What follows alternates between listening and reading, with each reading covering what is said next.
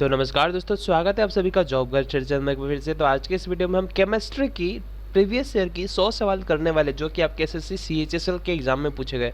तो जैसा कि आपको पता है एग्जाम पोस्टपोन हो चुकी है, तो आपके आने वाले एग्जाम में हो सकता है कि यही सारे क्वेश्चन वापस आपको पूछ दिया जाए और ये सारे क्वेश्चन आपके बाकी सारे एग्जाम के लिए भी बहुत ज़्यादा इंपॉर्टेंट है। तो चलिए स्टार्ट करते हैं। तो पहला सवाल आपके स्क्रीन पे, विच one of the following can be beaten and converted into thin sheet. कौन सी ऐसी चीज़ है जिसको हम पीट करके एकदम पतला सा शीट में बदल सकते हैं। ठीक है, तो दोस्तों तो ये एक मेटल की प्रॉपर्टी है। ठीक है, मेटल की एक ऐसी प्रॉपर्टी होती है, अगर जो आप मेटल नॉन मेटल पढ़े होंगे डिफरेंस बिटवीन, तो मेटल को हम क्या करते हैं, पीट करके पतले से शीट में बदल सकते हैं, लेकिन नॉन मेटल को जब हम पीटेंगे तो वो क्या कर जाएगा दोस्तों, वो ब्रेक कर जाएगा। तो इसी कारण पे दोस्तों यहाँ पे जब आप देखेंगे तो यहाँ पे एकमात्र जिंक ऐसा है जो कि मेटल है, बाकी सारे के सारे यहाँ पे क्या है दोस्तों, ये सारे के सारे यहाँ पे हमारे नॉन मेटल्स हैं। तो नॉन मेटल्स यहाँ पे ये प्रॉपर्टी को ऑक्युपाई नहीं करेगी, सिर्फ जिंक करेगी, तो जिंक हमारे यहाँ पे आंसर हो गया। ठीक है, एग्जांपल के तौर पे जिंक हो गया आपके, ठीक है, जिसको हम जेडन से डिनोट करते हैं, फिर से कॉपर हो गए, फिर एल्युमिनियम हो गए। ठीक है, ये सारे को आप पीट करके लंबे शीट में आसानी से बदल सकते हो। ठीक है, तो मेटल्स जो होते हैं दोस्तों वो मेलिएबल और डक्टाइल होते हैं। यानी दोस्तों मेलिएबल का अर्थ ये होता है कि उसको आप पीट करके लंबे सीट पे बदल सकते हो। तो ये जो प्रॉपर्टी यहाँ पे दिखाया गया, beaten into converted into thin sheet, इसी को दोस्तों क्या कहा जाता है, इसी को कहा जाता है मेलेबल। ठीक है, इसको आप याद रखिएगा, मेलिएबल इसको कहा जाता है। मेलिएबल यानी कि किसी को पीट करके छोटी सी सीट में बदल दिया जाए, उसको मेलिएबल कहते हैं। और मेटल की दूसरी, ये पहली करेक्टर हो गई, दूसरी करेक्टर क्या हो गई दोस्तों, इसको हम डक्टाइल कहते हैं। डक्टाइल, डक्टाइल का अर्थ क्या होता है, तो डक्टाइल, डक्टाइल का अर्थ ये होता है दोस्तों कि इसको आप पीट करके और इसको आप क्या कर सकते हैं दोस्तों, इसको आप आसानी से स्ट्रेच कर सकते हैं। ठीक है, इसको आप आसानी से स्ट्रेच कर सकते हैं और स्ट्रेच करके इसको क्या कर सकते हैं, हम वायर में कन्वर्ट कर सकते हैं। तो ये है एक दूसरी प्रॉपर्टी, इसको स्ट्रेच कर सकते हैं। ठीक है, इसको हम स्ट्रेच आसानी से कर सकते हैं और इसको हम वायर के फॉर्म में बना सकते हैं, वायर बना सकते हैं। तो ये है दोस्तों मेटल की प्रॉपर्टी। ठीक है, तो इसको आप अच्छे से याद रखेंगे, मेलिएबल एंड डक्टाइल। मेलिएबल का मतलब हो गया इसको आप पीट पीट करके पतली से सीट में बदल सकते हैं। डक्टाइल का मतलब हो गया इसको आप स्ट्रेच करके वायर के फॉर्म में आसानी से बदल सकते हैं। ठीक है, और नॉन मेटल की जो हमने बताया दोस्तों, ये जो टूट जाता है, ये टूटता है इसलिए दोस्तों क्योंकि नॉन मेटल क्या होता है, नॉन मेटल की जो प्रॉपर्टी होती है उसको हम क्या कहते हैं, उसको दोस्तों हम कहते हैं ब्रिटल। ब्रिटल, ठीक है, ब्रिटल, ब्रिटल यानी कि क्या हो गया दोस्तों, टूट जाता है। ठीक है, ब्रेक। ठीक है, ब्रिटल का मतलब हो गया टूट जाता है। तो नॉन मेटल की प्रॉपर्टी हो गई, इसको जब हम पीटते हैं तो ये क्या हो जाता है, ये टूट जाता है। ठीक है, चलिए दोस्तों नेक्स्ट सवाल की तरफ बढ़ते हैं। अगला सवाल देखिए, ऑक्सीजन मॉलिक्यूल इज, ऑक्सीजन क्या है दोस्तों, मोनो एटॉमिक है, डाई एटॉमिक है, ट्राई एटॉमिक है या फिर पॉली एटॉमिक। मोनो एटॉमिक का मतलब ये होता है दोस्तों जिसमें एक एटम हो। ठीक है, सिंगल एटम को मोनो एटॉमिक कहते हैं, इसमें जिसमें दो एटम हो। ठीक है, दो एटम जुड़े हुए हैं, दो एलिमेंट जुड़े हुए हो, उसको हम क्या कहते हैं दोस्तों, डाई एटॉमिक कहते हैं। ट्राई एटॉमिक यानी कि कहने का मतलब तीन एटम वाली, और पॉली एटॉमिक यानी कि जिसमें तीन से ज़्यादा हो। तो मोनो एटॉमिक दोस्तों हीलियम। ठीक है, तो हीलियम हो गए आपके, फिर से दोस्तों आर्गन हो गए, है कि नहीं, हीलियम, आर्गन, नियन हो गए, ये सारे के सारे मोनोएटॉमिक होते हैं। डायएटॉमिक मतलब वो होता है दोस्तों जिसके अंदर दो एटम होता है। और ऑक्सीजन की आप फॉर्मूला लिखते हैं तो क्या लिखते हैं, O2 लिखते हैं, यानी कि ऑक्सीजन की दो एटम यहाँ पे है। तो इसलिए हम यहाँ पे कहते हैं दोस्तों ऑक्सीजन क्या है, एक तरह का डायएटॉमिक मॉलिक्यूल है। ठीक है, तो ऑक्सीजन के एग्जाम्पल पे दोस्तों O2 लिख लीजिए, फिर से H2 लिख लीजिए, ये सब होते हैं ना, ये सारे के सारे जैसे कि हो गए आपके N2 हो गए, ये सारे के सारे क्या है, डायएटॉमिक। आगे हम बात करते हैं दोस्तों ट्राइएटॉमिक के बारे। तो ट्राई एटॉमिक की बात करें, इसके अंदर हमें तीन एटम देखने को मिलना चाहिए। तो दोस्तों एग्जांपल के तौर पे आप CO2 ले सकते हैं। देखिए कार्बन एक हो गया और दो ऑक्सीजन, तो तीन हो गए ना, CO2 हो गए। उसके फिर से हाइड्रोजन साइनाइड के एग्जांपल पे ले सकते हैं, HCN। ये क्या है दोस्तों, ये आपका क्या है, हाइड्रोजन साइनाइड, हाइड्रोजन साइनाइड। ठीक है, और पॉली एटॉमिक पे तो दोस्तों जो सबसे बड़े बड़े एलिमेंट हो गए वो दोस्तों, एक रहता है तो उसको हम एटम या फिर एलिमेंट कहते हैं, एक से ज़्यादा होता है तो उसको हम क्या कहते हैं, मॉलिक्यूलर कहते हैं। तो यहाँ पे ऑक्सीजन एक तरह का मॉलिक्यूल है दोस्तों, इसको हम डायटोमिक मॉलिक्यूल कहते हैं। ट्राई एटॉमिक एग्जांपल देख लिया। पॉली एटॉमिक का मतलब क्या होता है दोस्तों, ऐसी एलिमेंट जिसमें दो से ज़्यादा, यानी कि ऐसी चीज़ जिसमें दो से ज़्यादा, ऐसी मॉलिक्यूल जिसके अंदर दो से ज़्यादा एटम हमें देखने को मिले। ठीक है, more than two atom, more more than two atom. ठीक है, दो एटम से ज़्यादा हमें और जहाँ देखने को मिले उससे हम पॉलीएटॉमिक कहते हैं। इसके एग्जांपल के तौर पे आप ओजोन गैस भी ले सकते हैं, CH4 भी हो जाएगी। ठीक है, CO2 हमने यहाँ पे ट्राई एटॉमिक में लिया, लेकिन ये भी दोस्तों क्या है, ये भी हमने आपको क्या बताया, मोर देन 2 एटम, 2 एटम से ज़्यादा रहती है तो पॉली एटॉमिक कहते हैं, तो 2 एटम से ज़्यादा तो ट्राई एटॉमिक भी तो एक तरह का पॉली एटॉमिक है। ठीक है, तो ये सब है दोस्तों एग्जाम्पल, इसको आप अच्छे से देख लीजिएगा। चलिए बढ़ते नेक्स्ट सवाल की तरफ। अगला सवाल देखिए, which one of the following is false with reference to a photovoltaic cell. तो फोटोवोल्टेइक सेल के रेफरेंस में कौन सा यहाँ पे दिया गया ऑप्शन गलत है दोस्तों। तो सबसे पहले आप यहाँ पे समझ लीजिए कि फोटोवोल्टेइक सेल होती क्या है। तो फोटोवोल्टेइक सेल दोस्तों एक तरह का बिल्डिंग ब्लॉक्स है। ये क्या है, जो बड़े बड़े सोलर पैनल जो लगते हैं ना दोस्तों, सोलर पैनल्स जो लगते हैं, ठीक है, जो बड़े बड़े सोलर पैनल्स जो लगते हैं उसकी क्या है दोस्तों, ये बिल्डिंग ब्लॉक्स है। ठीक है, ये वोल्टेक फोटोवोल्टेइक सेल क्या है दोस्तों, बिल्डिंग ब्लॉक्स। जैसे कि घर बनाने के लिए आपको ईंटें की ज़रूरत होती है, वैसे ही सोलर पैनल बनाने के लिए आपको इसकी ज़रूरत होगी। ठीक है, बिल्डिंग ब्लॉक्स हम इसको कहते हैं किसकी दोस्तों, लार्ज सोलर पैनल जो बनते हैं, लार्ज सोलर पैनल जो बनते हैं उसके बिल्डिंग ब्लॉक्स है। तो दोस्तों ये क्या करता है, आप सोलर, अगर जो आपके घर में कोई सोलर प्लेट होगी, इस तरह की प्लेट होती है जिसमें इस प्रकार से कुछ लगा हुआ रहता है, ये इसको ही दोस्तों क्या कहा जाता है, फोटोवोल्टेइक सेल कहा जाता है। जो कि क्या करता है दोस्तों, ये सोलर एनर्जी को इलेक्ट्रिसिटी एनर्जी में बदल देता है। ठीक है, सोलर सोलर दोस्तों, सोलर कौन सी सोर्स ऑफ एनर्जी क्या लेता है दोस्तों, सोर्स ऑफ एनर्जी सन लेता है, यानी कि कहने का मतलब लाइट लेता है। ठीक है, लाइट लेता है। ठीक है, लाइट को ये क्या करता है, लाइट को दोस्तों कन्वर्ट कर देता है इलेक्ट्रिसिटी में, ठीक है नहीं, लाइट को इलेक्ट्रिसिटी में कन्वर्ट कर देता है। यानी कि ये क्या करता है दोस्तों, लाइट को इलेक्ट्रिसिटी में कन्वर्ट कर देता है। तो यहाँ पे देखिए, it convert electric into light energy, it can be used, it convert the energy of light directly into electricity bye photovoltaic effect. हाँ, तो दोस्तों ऑप्शन सी आपका यहाँ पे करेक्ट हो गया। ये क्या करता है, लाइट की जो एनर्जी होती है उसको लेकर के डायरेक्टली इलेक्ट्रिसिटी प्रोड्यूस करा देता है, किसके थ्रू दोस्तों, फोटोवोल्टेइक इफेक्ट के थ्रू। ठीक है, तो ऑप्शन सी आपका यहाँ पे करेक्ट हो गया, तो इसको आप करेक्ट कर लीजिएगा। लेकिन दोस्तों आपको इस बार पूछा गया था फॉल्स, कौन सा गलत है, तो ये तो सही हो गया, it is another name as solar cell, ये भी सही है दोस्तों। It can be used as infrared detection, it convert electrical energy into light energy. तो दोस्तों ये बिल्कुल अपोजिट है। यहाँ पे देखिए, हमने पढ़ा है कि लाइट एनर्जी को इलेक्ट्रिकल एनर्जी में कन्वर्ट करता है, बट यहाँ पे दिखा रहा है कि इलेक्ट्रिकल एनर्जी को लाइट एनर्जी में कन्वर्ट कर रहा है। तो दोस्तों यही यहाँ पे गलत है, तो आंसर जो होगा हमारा ऑप्शन डी ही हो जाएगी। ठीक है, चलिए बढ़ते हैं नेक्स्ट सवाल। अगले सवाल पे देखिए, आपको पूछा जा रहा है which one of the following is greenhouse gases और a gas which can deplete the ozone layer. Ozone layer को कौन सा डिप्लेट करता है, कौन सा यहाँ पे दिया गया, ग्रीन हाउस गैस है दोस्तों। तो ठीक है, ग्रीन हाउस गैस दोस्तों 5 से 6 पे होते हैं, जैसे कि हम वाटर वेपर कहते हैं दोस्तों। ठीक है, वेपर हो गए हमारे, ठीक है, वेपर हो गई। दूसरा हो गया दोस्तों हमारा कार्बन डाइऑक्साइड, तीसरा हो गया हमारा मीथेन, ठीक है, चौथा हो गया हमारा दोस्तों ओजोन गैस O3 जिसको कहते हैं, दूसरा हो गया दोस्तों नाइट्रस ऑक्साइड जिसको हम N2O कहते हैं, और दूसरा हो गया दोस्तों छठा हो गया दोस्तों CFCS, ठीक है, CFCS। तो CFCS यानी कि क्लोरोफ्लोरोकार्बन कहते हैं दोस्तों इसको हम। ठीक है, ऐसी कार्बन जिसमें फ्लोरीन मिली हुई होती है, क्लोरीन मिली हुई होती है, उसको हम क्लोरोफ्लोरोकार्बन कहते हैं, CFCS इसको हम डिनोट करते हैं। ठीक है, तो ये टोटल दोस्तों 6 है, 1 2 3 4 5 6, हाँ ये 6 है टोटल, जिनको हम ग्रीन हाउस गैसेस कहते हैं, जो कि ओजोन को डिप्लेट करने के लिए रिस्पॉन्सिबल होती है। ठीक है, लेकिन यहाँ पे आपके ऑप्शन पे दिया गया है दोस्तों कार्बन मोनोऑक्साइड। ठीक है, तो कार्बन मोनोऑक्साइड दोस्तों हार्मफुल गैस है, बट ये ग्रीन हाउस गैस नहीं है। ठीक है, तो यहाँ पे हम बात कर लेते हैं दोस्तों ऑप्शन सी की। यहाँ पे आप देखिए CHCl2F, जो कि मैंने क्लोरोफ्लोरोकार्बन कहा है, ये भी वही है दोस्तों। यहाँ पे आप देखेंगे ये Cl2, दो क्लोरीन है, तो हम इसको क्या कहेंगे दोस्तों, डाइक्लोरो, फिर से एक फ्लोरीन है तो हम फ्लोरीन कहेंगे,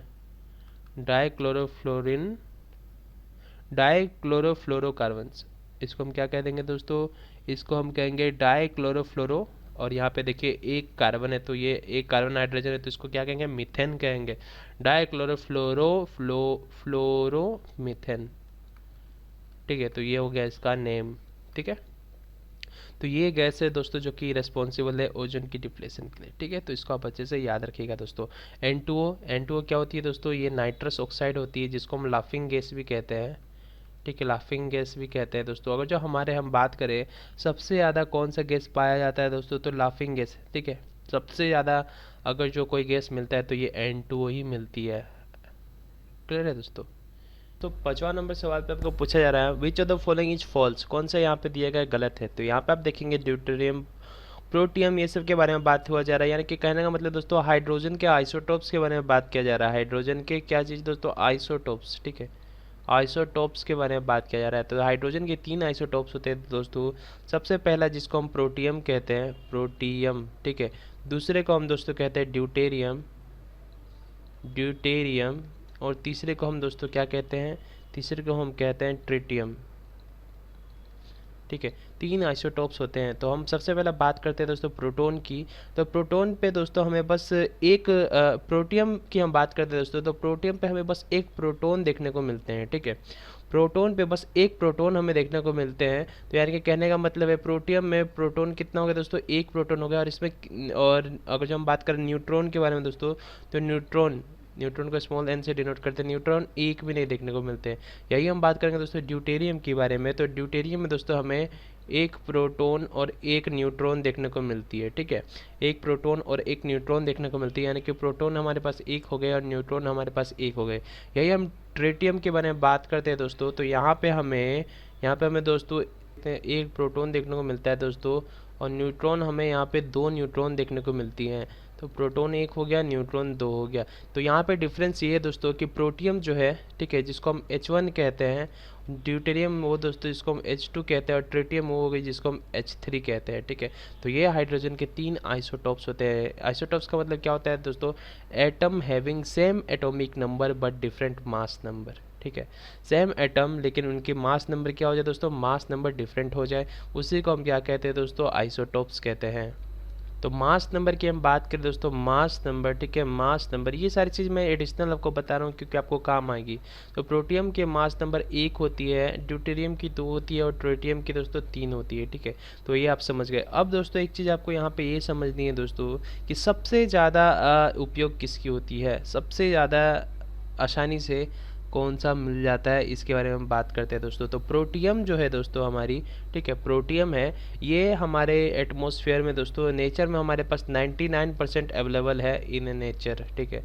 नेचर में हमारे पास 99% अवेलेबल है, कौन सी दोस्तों, प्रोटियम। तो प्रोटियम दोस्तों 99% अवेलेबल है, ठीक है।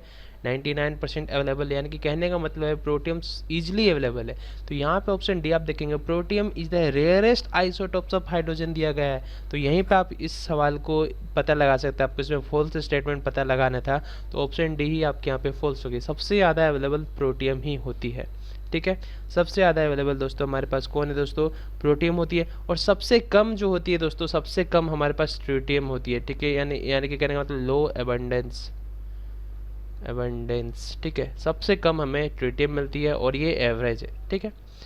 और दोस्तों ड्यूटेरियम को हम क्या कहते हैं, ड्यूटेरियम को हम हैवी वाटर भी कहते हैं, सॉरी हैवी हाइड्रोजन कहते हैं, ठीक है, हैवी हाइड्रोजन भी कहते हैं। तो यहाँ पे दिया गया था deuterium is called heavy hydrogen, ये भी बिल्कुल सही था। ड्यूटेरियम एटम हैज 1 न्यूट्रॉन, तो ड्यूटेरियम एटम यहाँ पे हमारे पास, इसमें न्यूट्रॉन कितने दोस्तों, 1 है, तो ये भी हमने यहाँ पे पता कर लिया। अब दूसरा देखिए, हाइड्रोजन एटम इज रफली third of the mass of the tritium, ठीक है। हाइड्रोजन की मास के बारे में बात किया जा रहा है दोस्तों, हाइड्रोजन सिर्फ H के बारे में बात किया जाता है। हाइड्रोजन की मास कितनी होती है दोस्तों, 1 होती है। तो प्रोटियम में यहाँ पे आप देख लीजिए 1 मास नंबर है इसकी, और ट्रिटियम की कितनी दोस्तों, 3 है। तो यही कहा जा रहा है दोस्तों, ये क्या है, थर्ड है, ठीक है, इज रफली a third of the mass of the tritium है, सही बात है। तो ये भी यहाँ पे हमारा स्टेटमेंट सही है। तो ऑप्शन डी जो है दोस्तों, ये हमारे यहाँ पे गलत है, तो यही आपका यहाँ पे आंसर हो जाएगा, ठीक है दोस्तों। ये हम बात करें दोस्तों ट्रिटियम के बारे में, तो ट्रिटियम दोस्तों एक तरह का रेडियो एक्टिव एलिमेंट है। ये क्या है दोस्तों, रेडियो एक्टिव एलिमेंट है, रेडियो एक्टिव एलिमेंट। इस बात को भी आप थोड़ी सी याद करके रख लीजिएगा, ठीक है। तो चलिए दोस्तों बढ़ते हैं नेक्स्ट सवाल की तरफ। तो दोस्तों इस सवाल पे देखिए आपको पूछा जा रहा है पोलर कोवलेंट बॉन्ड के बारे में। तो कोवलेंट बॉन्ड दोस्तों, पोलर कोवलेंट बॉन्ड कब एग्जिस्ट करती है, तो पोलर कोवलेंट दोस्तों तब एग्जिस्ट करती है जब 2 एटम जिनकी इलेक्ट्रोनेगेटिविटी डिफरेंट है वो आपस में इलेक्ट्रॉन शेयर करते हैं, तब जाकर के पोलर कोवलेंट बॉन्ड वहाँ पे पैदा होता है। यानी कि कहने का मतलब है 2 एटम जिनकी इलेक्ट्रोनेगेटिविटी अलग अलग है वो आपस में इलेक्ट्रॉन शेयर करते हैं, तो उसको हम कोवलेंट बॉन्ड कहते हैं। जिसके एग्जांपल के तौर पे दोस्तों HCl हो गई, ये HCl हो गई ना, हाइड्रोक्लोरिक एसिड हो गई। तो आपको पता है H पे प्लस होती है, क्लोरीन पे क्या होती है दोस्तों, माइनस होती है, ठीक है। तो PCl बॉन्ड, तो PCl बॉन्ड भी दोस्तों एक तरह का HCl बॉन्ड के तरह ही है। इसमें भी शेयरिंग ऑफ इलेक्ट्रॉन होते हैं, दोनों के इलेक्ट्रोनेगेटिविटी यहाँ पे डिफरेंट है, आपस में इलेक्ट्रॉन शेयर करके कोवलेंट बॉन्ड ये लोग बना देंगे। अगला सवाल देखिए दोस्तों, adding which substance gives blue colour to the glass. Glass में हम कौन सी सब्सटेंस को ऐड करेंगे तो हमें ब्लू कलर यहाँ पे देखने को मिल जाएगी, आपको सवाल पूछा जा रहा है दोस्तों। तो दोस्तों जैसे हम कोबाल्ट ऑक्साइड डालेंगे ग्लास में तो हमें क्या देखने को मिलेगी दोस्तों, ब्लू कलर देखने को मिल जाएगी, ठीक है, ब्लू कलर देखने को हमें मिल जाएगी। यही हम बात करें दोस्तों कि ग्लास में हम सेम अगर जो हम क्रोमियम ऑक्साइड अगर जो डाले, देखिए डिफरेंट टाइप ऑफ केमिकल अगर जो हम डालते हैं तो डिफरेंट टाइप की कलर हमें देखने को मिलती है। क्रोमियम ऑक्साइड डालेंगे दोस्तों तो हमें यहाँ पे ग्रीन कलर देखने को मिल जाएगी, ठीक है, ग्रीन कलर। ओके दोस्तों, चलिए दोस्तों बढ़ते नेक्स्ट सवाल की तरफ। नेक्स्ट सवाल है आपके पास, मैग्नेटाइट होगा दोस्तों, ठीक है, अच्छा ईज है, ठीक है, मैग्नेटाइट इज एन और या फिर मिनरल ऑफ। मैग्नेटाइट दोस्तों किस चीज़ की और है, किस चीज़ की मिनरल है, ये आपको इस सवाल में पूछा है दोस्तों। तो मैग्नेटाइट दोस्तों हाईली यानी कि सबसे ज़्यादा अगर जो कोई मिनरल मिलता है आयरन के तौर पे जो हम बात कर रहे हैं दोस्तों, ठीक है, यानी कि कहने का मतलब है कि सबसे ज़्यादा और किसी और से हमें आयरन अगर जो मिलती है दोस्तों तो वो मैग्नेटाइट ही है, ठीक है। मैग्नेटाइट दोस्तों हमारे मिनरल अगर जो हम बात करें तो इसमें से हमें 72.4% आयरन हम इससे आराम से इस ओर से जनरेट कर सकते हैं, ठीक है। मैग्नेटाइट ओर से हम 72.4%, ठीक है, 72.4% आयरन हम यहाँ से निकाल सकते हैं, ठीक है। तो मैग्नेटाइट की दोस्तों जो फार्मूला होती है, इस ओर की जो फार्मूला होती है, इस ओर की जो फार्मूला होती है मैग्नेटाइट की, इसको हम कहते हैं फेरस Fe3O4। इसको दोस्तों हम क्या कहते हैं, आयरन ऑक्साइड कहते हैं, ठीक है, आयरन ऑक्साइड, आयरन ऑक्साइड, ठीक है। तो Fe3O4 दोस्तों ये हाईली सबसे ज़्यादा अगर जो कोई हमें आयरन निकालती है किसी और से तो ये Fe3O4 ही आयरन ऑक्साइड ही है, ठीक है दोस्तों। तो ये मैग्नेटाइट है दोस्तों, मैग्नेटाइट सबसे ज़्यादा हमें क्या देती है, आयरन देती है, ठीक है, इस बात को आप अच्छे से याद करिएगा। अगला सवाल देख लीजिए, विच of the following gases emitted from automobile exhaust is poisonous. देखिए ऑटोमोबाइल जो चलती है दोस्तों आपको पता है वो डिफरेंट टाइप ऑफ फ्यूल्स को यूज़ करती है। तो फ्यूल्स जब यूज़ होगी दोस्तों तो ये क्या है, फ्यूल्स यहाँ पे कार्बन्स बर्न हो जाएंगे और कार्बन्स रिलीज हो जाएंगे। तो ये जो कार्बन होते हैं दोस्तों बहुत ही ज़्यादा हार्मफुल कार्बन्स होते हैं और ये थोड़े थोड़े अनबर्नड कार्बन होते हैं, ठीक है, अनबर्नड कार्बन, ठीक है, पूरे तरह से नहीं चलते हैं, जो कि एटमॉस्फेयर में जा कर के बहुत ही ज़्यादा प्रभाव पड़ देता है दोस्तों, बहुत ज़्यादा प्रभाव कर देता है, पोल्यूशन क्रिएट करवा देती है, ठीक है। तो ये कौन सा गैस है दोस्तों, तो ये हमारा कार्बन मोनोऑक्साइड है, ठीक है, कार्बन मोनोऑक्साइड। यही दोस्तों हम बात करें कोयला, ठीक है, कोयला हो गई, वो भी एक तरह का फ्यूल ही है दोस्तों। पहले के टाइम में जो रेलवे चलती थी, ट्रेन चलती थी, कोयले से ही चलती थी, वो भी बहुत ज़्यादा कार्बन मोनोऑक्साइड रिलीज करता था, ठीक है। तो कार्बन मोनोऑक्साइड दोस्तों ये रिलीज होती है आपके ऑटोमोबाइल के एग्जॉस्ट से, जो अनबर्न कार्बन होते हैं उसको हम कार्बन मोनोऑक्साइड कहते हैं, बहुत ज़्यादा हार्मफुल है हमारे लिए। तो यही अगर जो दोस्तों हम बात करें, आप किसी ठंडे के मौसम में किसी बंद कमरे में अगर जो कोयला आप चला कर रहे हो, ठीक है, कोयला चला रहे हो, पूरे दरवाज़ा बंद रहेगी दोस्तों, तो ये यहाँ पे गैस रिलीज करती है, गैस का नाम वही दोस्तों कार्बन मोनोऑक्साइड है। ये पूरे तरह से बंद हो जाएगा अगर जो आपकी खिड़की उड़की सब बंद है, एयर का फ्लो नहीं हो रहा है, तो आप लोग इजिली बेहोश हो जाएंगे, ठीक है। चलिए दोस्तों नेक्स्ट सवाल देख लीजिए, यहीं पे है, पूछा जा रहा है आपको, atomic number of which of the following element is greater than that of the zinc. Zinc से सबसे यहाँ पे 4 ऑप्शन दिए गए, जिंक से एटॉमिक नंबर पूछा जा रहा है, जिंक से ज़्यादा किसका है, ठीक है। तो यहाँ पे कॉपर, आयरन, क्रोमियम, ब्रोमीन दिया गया है दोस्तों, ठीक है। तो यहाँ पे आप देखेंगे दोस्तों ब्रोमीन जो है दोस्तों ये आपका बस ब्रोमीन जो है ये आपकी क्या हो गई दोस्तों, ब्रोमीन आपकी दोस्तों हेलोजन फैमिली के हो गए। और ये सारे के सारे दोस्तों मैंने जो आपको एक ट्रिक बताया था 20 से लेकर के 30 तक की याद करने के लिए, उससे के अंदर आता है, जिसमें मैंने आपको साइंस टीचर विनीता कृपलानी करके एक ट्रिक बताई थी, जिसमें मैंने आपको बताया था 20 से लेकर 30 तक कैसे याद करेंगे, तो उससे है ये रिलेटेड। तो कॉपर की उसके आधार पर हम लिख लेते हैं दोस्तों कॉपर, ठीक है। कॉपर की एटॉमिक संख्या कितनी हो गई दोस्तों, कॉपर की एटॉमिक संख्या हो गई 29। आयरन की कितनी हो गई दोस्तों, तो आयरन की हो गई 26। क्रोमियम की कितनी हो गई दोस्तों, तो क्रोमियम की हो गई 24। और यही हम बात करें ब्रोमीन की दोस्तों जो कि हेलोजन फैमिली से आती है, इसकी एटॉमिक नंबर हो गई 35, ठीक है। तो यहाँ पे आपको पूछा रहा है कि जिंक से ज़्यादा किसकी है, ठीक है, तो जिंक, जेड एंड जिंक, तो जिंक की कितनी है दोस्तों, जिंक की 30 होती है, ठीक है। तो 30 से ज़्यादा यहाँ पे ब्रोमीन की, यानी कि ऑप्शन डी हमारे यहाँ पे करेक्ट हो गया। अगला सवाल देख लीजिए, विच of the following is a gas which can deplete the ozone layer. Ozone layer को कौन सा गैस डिप्लेट करता है? तो यहाँ पे नाइट्रोजन, H2O, AS इससे दिए गए दोस्तों। मैंने आपको पहले बताया था दोस्तों N2O, ठीक है, ये डिप्लेट करते हैं। ये एक तरह का ग्रीन हाउस गैसेज है, मैंने आपको ऑलरेडी बता के रखा है दोस्तों। N2O इसको हम नाइट्रस ऑक्साइड कहते हैं। क्या कहते हैं दोस्तों? नाइट्रस ऑक्साइड कहते हैं। और यही दोस्तों इसी को हम लाफिंग गैस भी कहते हैं। तो लाफिंग गैस इसी को कहते हैं। इसको अगर जो आप स्मेल कर लोगे तो आप हंसने लग जाओगे, ठीक है। लाफिंग गैस इसको हम कहते हैं। अगला सवाल देख लीजिए दोस्तों, which of the following is an example of thermosetting plastic. तो थर्मोसीटिंग प्लास्टिक क्या होती है दोस्तों? तो बैकलीट जो होती है वही एक तरह का थर्मोसीटिंग प्लास्टिक है, ठीक है। बैकलीट क्या है दोस्तों? थर्मोसीटिंग प्लास्टिक है। तो बैकलीट हमारा आंसर हो जाएगा। और ये बैकलीट जो है दोस्तों, ये फर्स्ट प्लास्टिक है जो कि सिंथेटिक कंपाउंड से बने थे, ठीक है। First plastic made from synthetic fibre, ठीक है। सिंथेटिक फाइबर से बने हुए या कि सिंथेटिक कंपोनेंट से बने हुए पहला, ये क्या है दोस्तों? सिंथेटिक कंपोनेंट से बने हुआ पहला प्लास्टिक है, ठीक है। कंपोनेंट, क्लियर है? तो इसको आप अच्छे से याद करके रखिएगा। अगला सवाल देखिए, rayon is obtain from which among the following. Rayon दोस्तों हम कहाँ से ऑब्टेन करते हैं? तो रेयन दोस्तों क्या, एक तरह का फाइबर है दोस्तों, ठीक है। ये एक तरह का फाइबर है जो कि हम कहाँ से बनाते हैं दोस्तों? वुड के पल्प से बनाते हैं। वुड के पल्प से बनता है, ठीक है। ये क्या होती है दोस्तों? ये एक तरह का प्यूरीफाइड सेलुलोज होती है। प्यूरीफाइड सेलुलोज, ठीक है।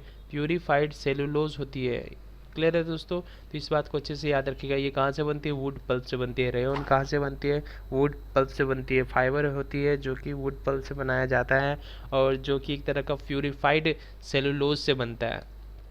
अगला सवाल देखिए दोस्तों, पॉलीकोट is a mixture of which of the following. पॉलीकोट किस चीज़ की मिक्सचर होती है दोस्तों? तो पॉलीकोट दोस्तों पॉलिस्टर और कॉटन की, दोनों की क्या होती है दोस्तों?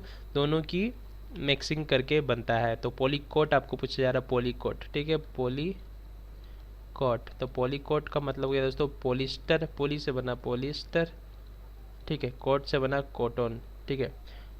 कोट से बना क्या दोस्तों? कॉटन। कोट से बना कॉटन, तो नाम पे इसका आंसर छुपा हुआ है। तो पॉलिस्टर एंड कॉटन आपका यहाँ पे आंसर हो गया, जो कि दोस्तों किस चीज़ में यूज आती है? कपड़े बनाने में यूज होती है, ठीक है। कपड़े बनाने में यूज होते हैं।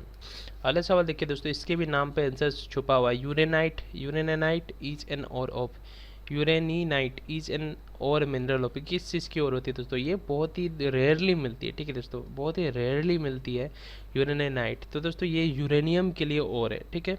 ये क्या है दोस्तों? यूरेनियम के लिए और है यूरेनीनाइट, ठीक है। यूरेनीनाइट, क्लियर है दोस्तों? तो इस बात को आप अच्छे से याद रखेंगे। तो दोस्तों एक सवाल यहाँ पे हमारे छूट चुका है, ठीक है। तो यहाँ पे देखिए 15 नंबर सवाल, आइसोबार हैव, आइसोबार क्या होती है दोस्तों? आइसोबार क्या होती है? आइसोबार्स क्या होती है? आइसोबार्स का मतलब होती है same mass number but different atomic number.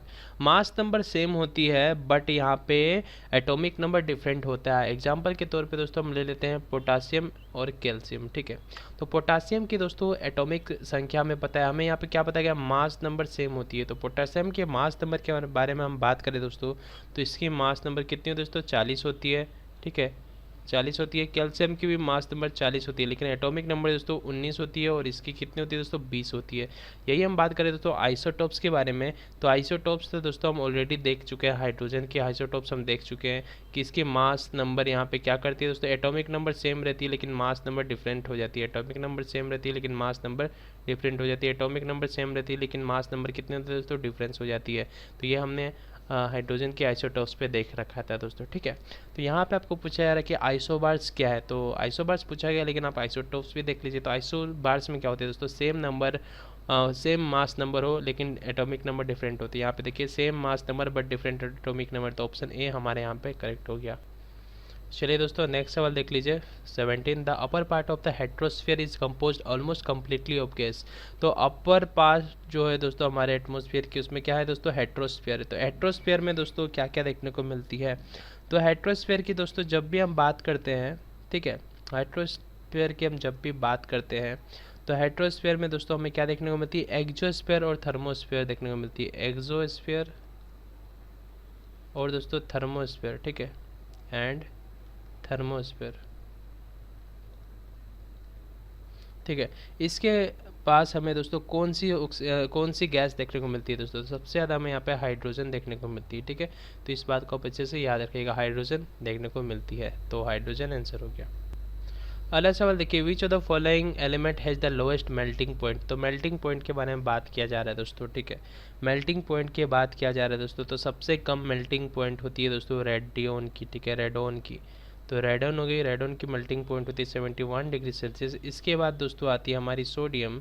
ठीक है, सोडियम की होती है 97 डिग्री सेल्सियस। उसके बाद आती है टीन की, टीन की होती है दोस्तों 231 डिग्री सेल्सियस।